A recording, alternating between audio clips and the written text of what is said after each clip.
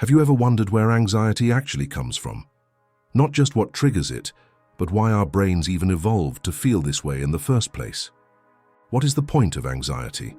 To answer that, we need to go way back, like billions of years back to a primordial soup of single-celled organisms. Long before humans, before animals, even before brains, life on Earth had one job: survive long enough to reproduce.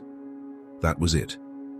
And to do that, every living thing had to figure out two key behaviors: approach what helps, like food, shelter, a viable mate, and avoid what hurts, like predators, poisons, or an overly talkative stranger. These two basic drives, approach and avoidance, are the oldest survival systems in nature. They don't even require a brain. Even brainless organisms like bacteria will move toward nutrients and away from toxins. It's baked into life itself.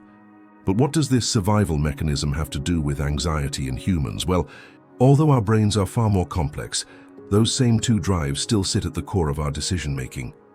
Our desire to move toward pleasure and away from pain hasn't changed, and still influences most of our decisions. It's just that what we define as pleasure and pain has become a lot more complicated.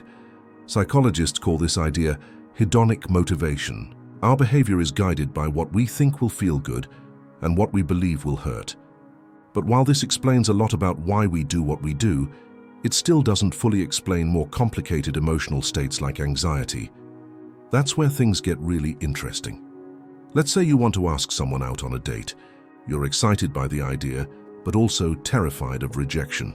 One part of your brain is pulling you forward, another is holding you back. You're stuck in a mental tug-of-war. But which one will win?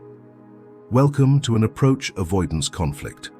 Psychologists have studied this kind of conflict for decades, and one of the most influential theories came from a researcher named Jeffrey Gray. He created something called the reinforcement sensitivity theory, or RST for short, to explain how our brains deal with this internal battle. According to Gray, we have three key systems. First is the behavioral activation system. This is the part of our brains that gets us moving toward rewards. It's what pushes us to chase goals, take risks, or eat that entire pizza. It's driven by feel-good chemicals like dopamine. Then there's the fight, flight, or freeze system. This one does exactly what it says. It kicks in when we sense a threat and helps us escape, fight back, or shut down to survive. Now here's the most important bit. When we're caught between approach and avoidance, when a situation offers both a reward and a risk, our brain activates a third system, the Behavioural Inhibition System, or BIS. The BIS is our inner analyst. It puts the brakes on and starts evaluating the situation we are in. It compares it to past experiences and learned memory, weighs up risks, and tries to figure out the safest path forward. And while that's happening, we feel anxious. That's right, anxiety is the emotional signal that our BIS is in overdrive, that we're stuck between wanting to move forward and being scared to.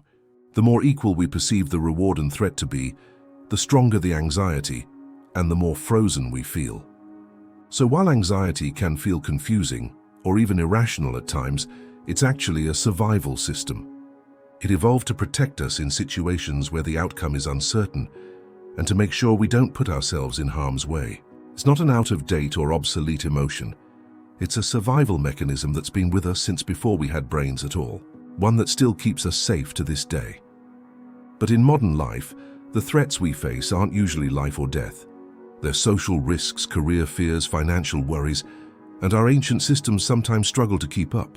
There is more involved now. More things in our lives to worry about, both good and bad, and our anxieties can get out of control. Can the RST explain where these anxieties come from too?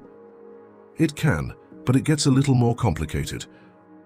Watch out for my next video to find out more. If this video made you think a little differently about anxiety, then please like the video and subscribe to the channel so you don't miss what's coming next.